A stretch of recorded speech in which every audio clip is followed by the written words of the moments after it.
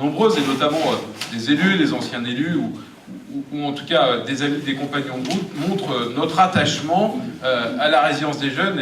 Et Bernard Delangard, qui est aussi quelqu'un qui connaît bien l'histoire de Saint-Nazaire, nous disait qu'il y a beaucoup d'hommes et de femmes issus de la résilience des jeunes qui ont pris des responsabilités associatives, syndicales ou politiques. Effectivement, la résidence Nobel, qui est une extension de la résidence principale, est un projet que nous avons construit avec les élus de la ville, la Carène, Silène, depuis 2012.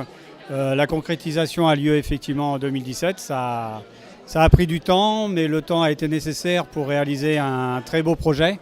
Un projet qui, en tous les cas, correspond aux attentes des jeunes, correspond aussi aux attentes des élus de la municipalité, mais aussi des différents partenaires financeurs, que sont la CAF, le conseil départemental et le conseil général.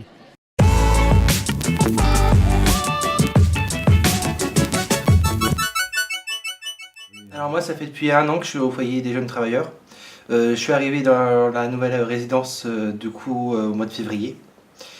Et du coup, c'est moi qui ai eu la place en premier par rapport au logement.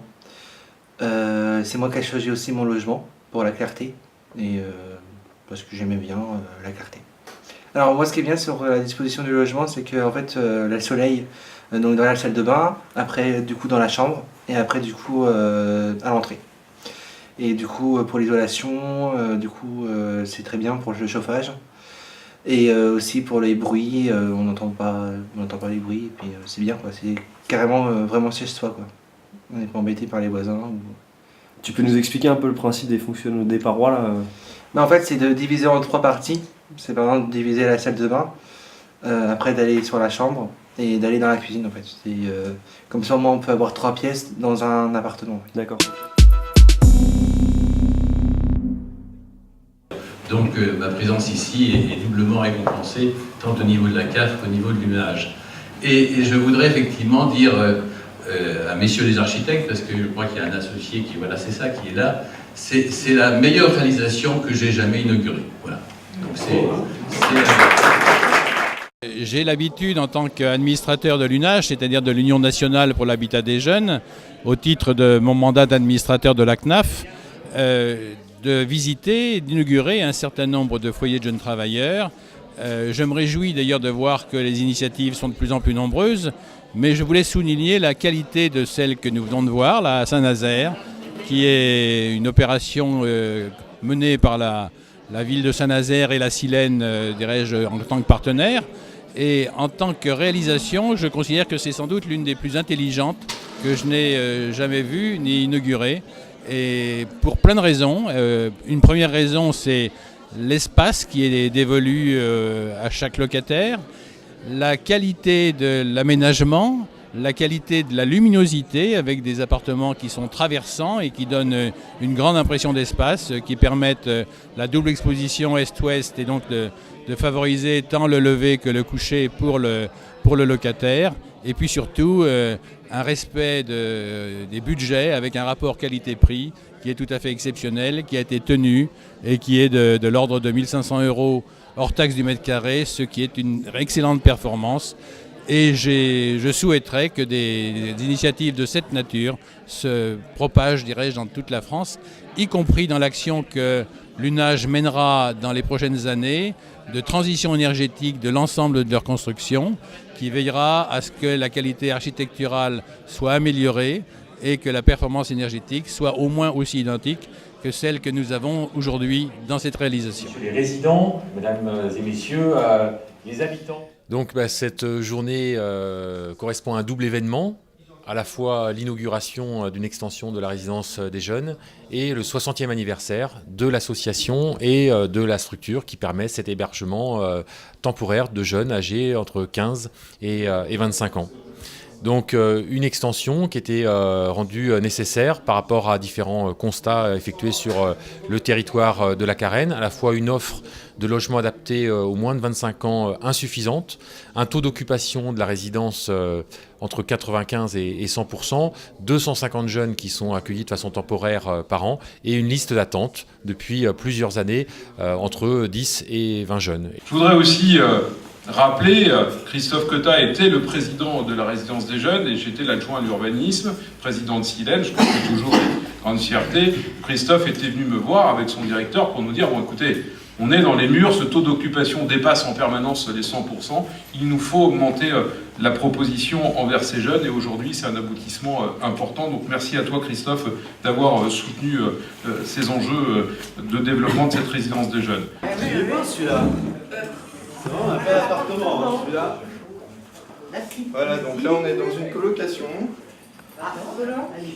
Nous avons pu mener à bien ce projet avec un architecte qui a dès le début compris les enjeux, à la fois faire du logement, mais surtout faire du logement pour des jeunes, ce qui veut dire ne pas réfléchir comme il avait l'habitude peut-être de le faire dans d'autres résidences, mais de prendre en compte les usages un peu spécifiques de ces jeunes, en proposant des typologies de logement qui soient à la fois pour l'accueil de couples, pour de la colocation d'apprentis ou du studio pour des jeunes vivant seuls.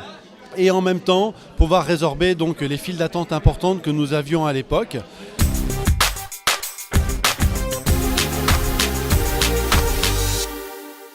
On est l'agence D3 Architectes. Moi je m'appelle Benoît Morera, j'ai suivi le projet d'extension de la résidence des jeunes de Saint-Nazaire qui se trouve derrière nous. Mon associé, Pierre Ivarsil. Voilà, donc on est à l'inauguration du FJT, de ce nouveau bâtiment qu'on a conçu avec une grosse attention en premier lieu pour l'usage et aussi avec des attentions bioclimatiques. On a essayé de coupler les deux et donc ça se traduit dans la conception du bâtiment par une proposition de logement traversant d'est en ouest avec des pièces chambres, salle de bain plutôt situées donc à l'est pour bénéficier de la lumière du matin et des espaces de vie et extérieurs plutôt orientés à l'ouest. Voilà, l'idée c'est que chaque résident puisse profiter au maximum de lumière naturelle pendant l'occupation de son logement. Donc malheureusement aujourd'hui il n'y a pas beaucoup de soleil, mais ils en profiteront quand ce sera le cas. Donc voilà, essayer de coupler effectivement une conception de bon sens sur les orientations du logement avec des dispositifs ou une conception bioclimatique. On sait qu'un logement qui est bien éclairé naturellement, c'est moins de consommation de lumière artificielle, donc des économies d'énergie. On a un bâtiment qui est isolé par l'extérieur, donc qui est basse consommation. On a eu aussi une attention toute particulière effectivement à la distribution des logements. Donc ce que vous pouvez voir derrière nous, c'est ces grandes coursives filantes qui distribuent chaque logement et qui ont été surdimensionnées pour pouvoir aussi proposer un usage, une extension du logement sous forme de terrasse ou à minima voilà, un espace qui soit confortable pour se croiser, pour s'arrêter, pouvoir discuter, échanger, ce qui est primordial dans un programme de foyer de jeunes travailleurs. Voilà, qui a vocation à insérer des jeunes sur le territoire nazérien, là en l'occurrence, et voilà, qui est une première forme d'appropriation du territoire et de connaissance de ce territoire par l'échange qu'il peut y avoir entre résidents. Monsieur l'architecte, allez, tout le monde est sur la photo. Ah mais si nous pousse, on va marquer le moment. Allez. Bravo. On va rentrer à l'intérieur maintenant. On peut aller voir.